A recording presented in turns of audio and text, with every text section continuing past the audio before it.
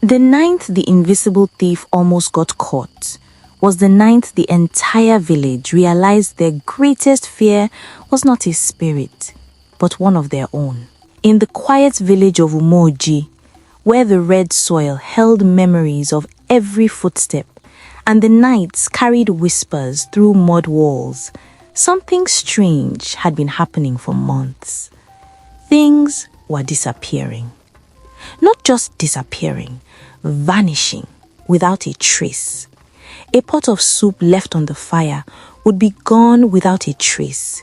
A trader's savings would vanish from a locked box. A farmer would sleep with his tools beside him and wake up to emptiness.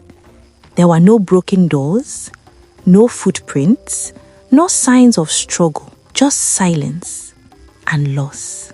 At first, the villagers blamed carelessness. Then they blamed neighbors. Soon they blamed spirits. Because nothing else made sense. How could someone enter a house, take what they wanted, and leave without being seen? How could a thief move like air? That was when the name began to spread like wildfire. They called him the Shadow. A thief no one had ever seen, a presence no one could prove, a mystery no one could solve. But what the villagers did not know was that the Shadow was not a spirit. He was watching them every day, learning them, studying them, and his name was Obinna. Obinna was not loud. He was not popular. He was not the kind of man people paid attention to. And that was exactly why he was dangerous. While others talked, Obinna listened. While others worked, Obinna observed. He noticed small things most people ignored. Who slept early? Who drank late? Who hid money carelessly? Who trusted too easily? Over time, these small observations became something powerful. A system, a method, a weapon. To Obinna, stealing was not desperation. It was control. It was intelligence. It was a game. And he was winning. He had trained himself to move without sound, even on dry leaves. He could stand in darkness and blend into it so perfectly that even someone looking directly at him would see nothing but night. He studied timing like a hunter. He waited like patience itself. And when he moved, he never failed. Until one night. The night everything began to change. That evening, rumors spread quietly through Umoji that a wealthy trader named Okeke had returned from the city with a large amount of money.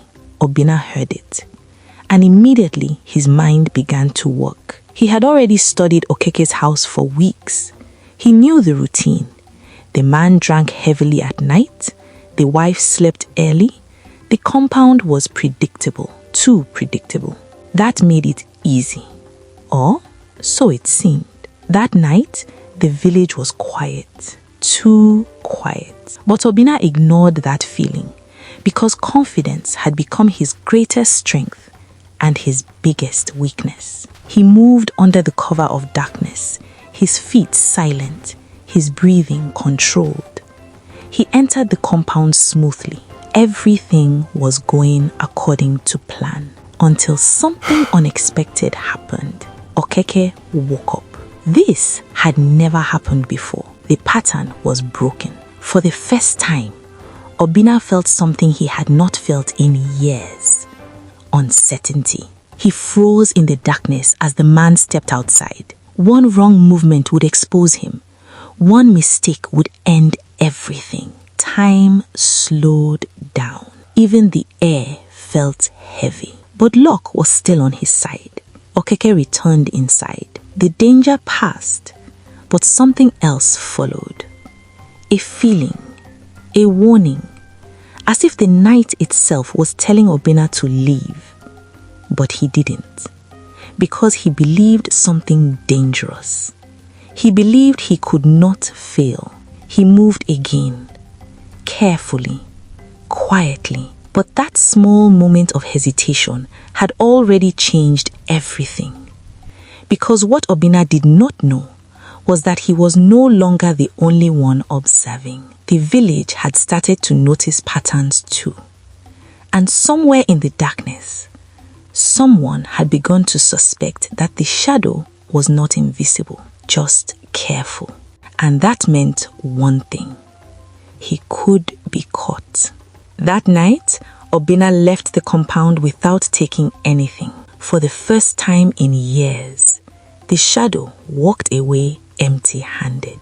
But what he did not realize was this: he had not escaped unnoticed. Something had shifted. The game had changed.